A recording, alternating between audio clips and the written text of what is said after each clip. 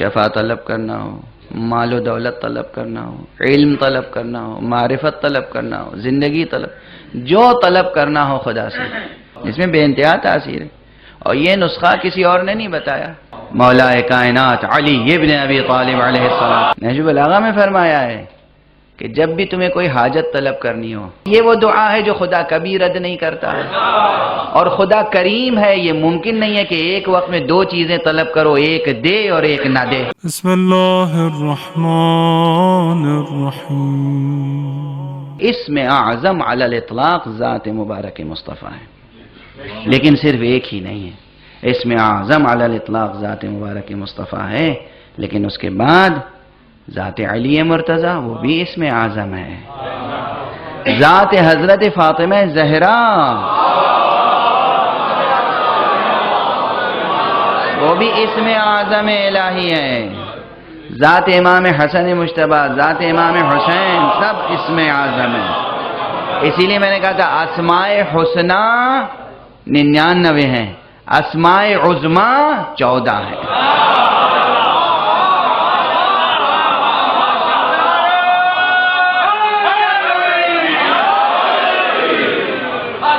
اسماء عظمی 14 ہیں، آخری اسم اعظم کا نام بقیت اللہ الاعظم۔ توجہ ہے، بس اب 2 جملے کہوں گا، چونکہ ایک بات سمجھانے کے لیے ایک تمہید چاہیے ہوتی ہے۔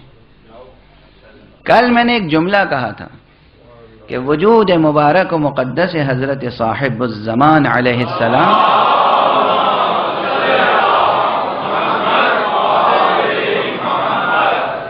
اسم مبارک الباقی کا مظہر ہے۔ الباقی اللہ کے ناموں میں، لیکن دقیق بات یہ کہہ کر گزر گیا تھا کہ اسم مبارک باقی خود ذات احدی و صمدی پر مجازن اطلاق ہوتا ہے۔ کیوں؟ باقی تو اس شے کو کہیں گے جو زمانی ہو،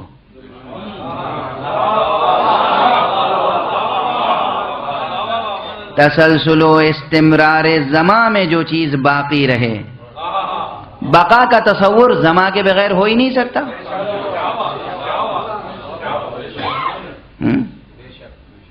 وقت گزر رہا ہے، گزرتے ہوئے وقت کے ساتھ جو چیز مستمر باقی رہے وہ ہے باقی۔ جہاں زماں کا دخل ہی نہ ہو اس پر اس میں باقی کا اطلاق عقلاً ممکن نہیں ہے۔ خدا زمانے میں اسیر نہیں ہے، خدا زمانی نہیں ہے، خدا نہ زمانی ہے نہ مکانی۔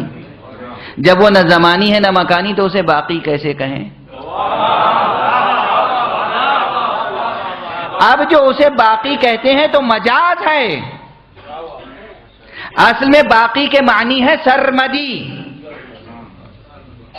ذات احد سرمدی ہے، ہمیشہ سے ہمیشہ رہے گی۔ لوگ بلا وجہ میر باقر داماد کے نظریہ حدوث دہری کو رد کرتے ہیں، بلا وجہ، ضروری ہے، چارہ ہی نہیں۔ میر باقر داماد بہت بڑے فلسفی گزرے ہیں، انہوں نے حدوث و قدم کی بحث میں نظریہ حدوث دہری پیش کیا اور کہا 3 چیزیں ہیں، 3 چیزیں جو فلسفے کے اسٹوڈنٹس ہوں گے وہ اس تبرک کو لے جائیں گے۔ 3 چیزیں، ایک ہے زمان، ایک ہے دہر، ایک ہے سرمد۔ اس کائنات میں 2 طرح کی چیزیں ہیں، کچھ چیزیں ثابت ہیں، کچھ چیزیں متغیر ہیں، کچھ چیزیں بدلتی رہتی ہیں، چینج اس میں مسلسل ہے، کچھ چیزیں ثابت ہیں جو بدلتی نہیں ہیں۔ اب ان دونوں میں جو رشتہ قائم ہوگا تو اس کی صرف 3 صورتیں ہیں۔ کبھی ایک متغیر کا دوسرے متغیر سے رشتہ ہوگا، کبھی ایک ثابت کا دوسرے ثابت سے رشتہ ہوگا، کبھی ایک ثابت کا ایک متغیر سے رشتہ ہوگا۔ 3 ہی صورتیں ہیں، چوتھی کوئی صورت نہیں ہے۔ ثابت کا ثابت سے جب رشتہ ہوگا تو وہ ظرف سرمد میں ہوگا۔ ثابت کا متغیر سے جب تعلق ہوگا تو وہ ظرف دہر میں ہوگا، متغیر کا متغیر سے جب تعلق ہوگا تو وہ ظرف زمان میں ہوگا۔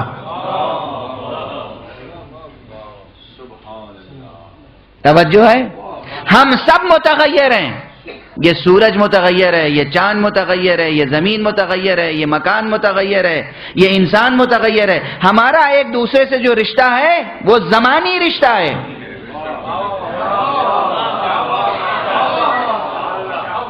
ہمارا ایک دوسرے سے جو رشتہ ہے وہ ہے زمانی رشتہ۔ توجہ رہے، توجہ رہے۔ لیکن ایک قائم حقیقت ہے، ایک ثابت حقیقت ہے۔ ہمارا اس ثابت حقیقت سے جو رشتہ ہوگا وہ ظرف زمان میں نہیں ہو سکتا، ظرف دہر میں ہوگا۔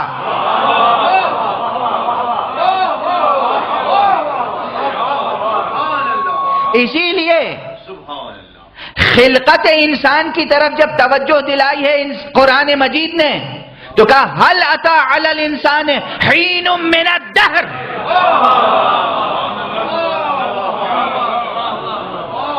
زمان کا لفظ نہیں استعمال کیا، وقت کا لفظ نہیں استعمال کیا، دہر کا لفظ استعمال کیا۔ کیا انسان پر کوئی ایسا وقت بھی گزرا ہے؟ ہماری زبان محدود ہے، ہم دہر کا ترجمہ بھی وقت کرتے ہیں، زمان کا ترجمہ بھی وقت کر دیتے ہیں، چونکہ ہماری زبان محدود ہے۔ ورنہ زمان اور دہر میں فرق ہے۔ متغیر کا متغیر سے رشتہ ہوگا یا تعلق ہوگا، معاملہ ہوگا تو ظرف زمان میں ہوگا، متغیر کا ثابت سے ہوگا تو ظرف دہر میں ہوگا۔ خدا سرمدی ہے،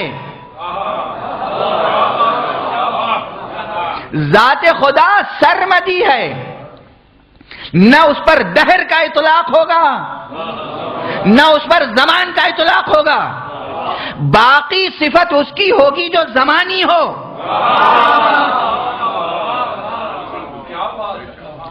ہر ظرف میں اس کے آیات ہیں، ہر ظرف میں اس کی نشانیاں ہیں۔ ظرف سمد میں تو وہ خود ہے، وہ سرمدی ہے، لیکن ہم ظرف زمان میں ہیں، ہم کیسے جانیں کہ وہ سرمدی ہے؟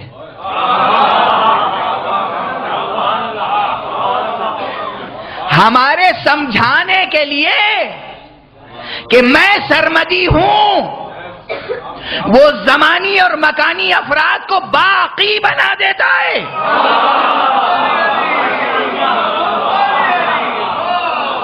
اور جو اپنے وجود مبارک و مقدس کے ساتھ اس کی سرمدیت پر گواہ بن جائے وہی باقی، اسم مبارک باقی بقیت اللہ الاعظم کہلاتا ہے۔ صلوات پڑھ دے محمد و آلہ محمد۔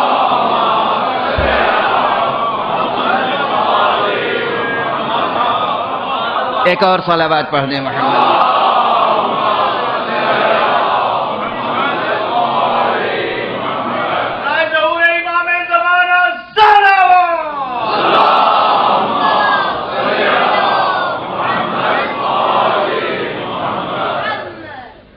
انگریزوں نے جو چیزیں چھینی ہیں، لوٹی ہیں، ان میں آپ کی معنویات کو سلب کر لیا ہے۔ ہم نے بہت سے سنجیدہ لوگوں کو یہ پھپتی کستے ہوئے دیکھا ہے، علماء پر، ارباب ولا پر، عاشقان محمد و آل محمد پر۔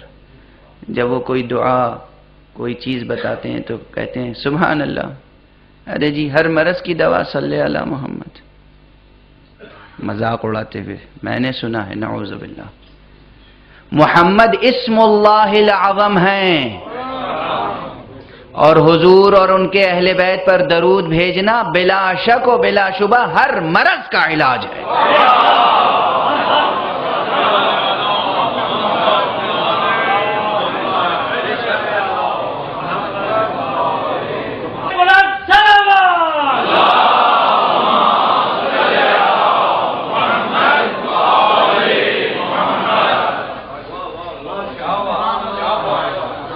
یہ نسخہ لے کر جائیے گا، بھولیے گا نہیں۔ خدا سے جو طلب کرنا ہو، شفا طلب کرنا ہو، مال و دولت طلب کرنا ہو، علم طلب کرنا ہو، معرفت طلب کرنا ہو، زندگی طلب، جو طلب کرنا ہو خدا سے، پہلے درود پڑھیں، پھر طلب کریں، پھر درود پڑھیں۔ خدا مجبور ہے دینے پر۔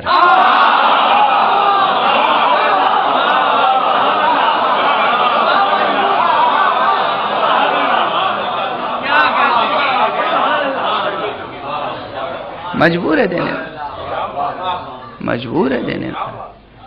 اور طلب کے باوجود اگر دیر میں پوری ہو طلب تو سمجھ لیں کہ وہ طلب آپ کے لیے مناسب نہیں ہے،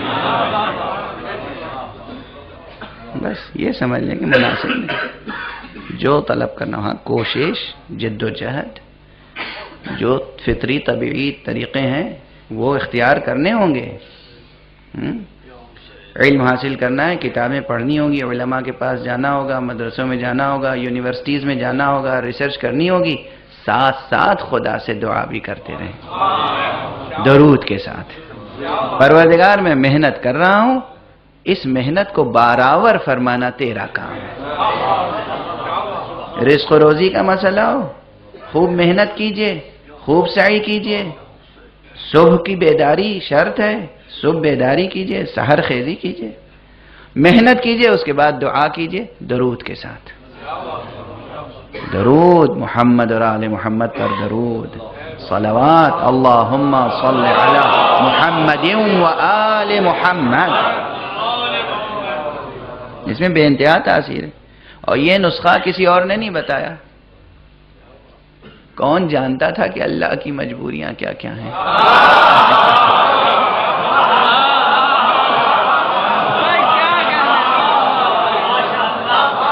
کون جانتا؟ کون جانتا؟ اب آپ سمجھ رہے ہیں میں جو کہہ رہا ہوں۔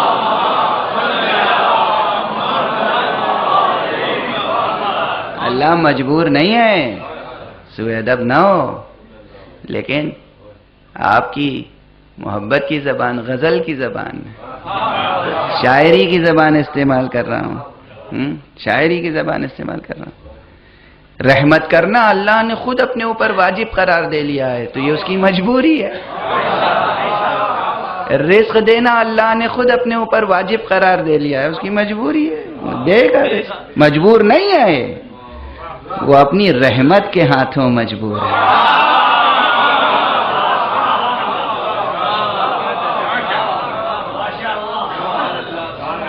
لیکن کسے معلوم تھا؟ جسے معلوم تھا اسی نے بتایا، کسی اور نے نہیں بتایا۔ مولا کائنات علی ابن ابی طالب علیہ السلام،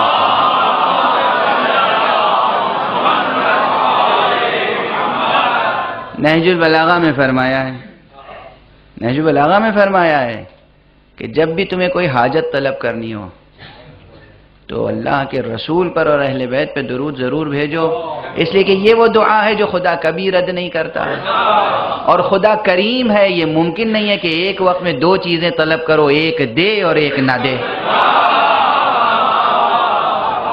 نہج البلاغہ، وہ کریم ہے، ممکن نہیں ہے کہ ایک چیز دے اور ایک چیز نہ دے۔ بہرحال تو بات یہاں تک آ گئی کہ اب آپ کے ہاں مجلسوں میں درود کے نعرے کم لگتے ہیں،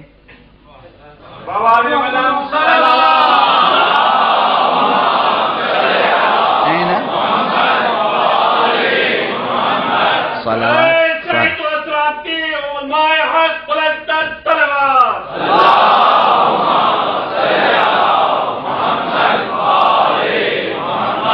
صلوات مجلس عزا کی زینت ہے، صلوات علمی مجالس کی زینت ہے، ہر خطبے میں صلوات ہے، درمیان میں صلوات، آخر میں صلوات، نماز کی زینت صلوات، زینت ہی نہیں نماز کی شرط قبولیت ہے صلوات، صلوات کی بڑی اہمیت ہے۔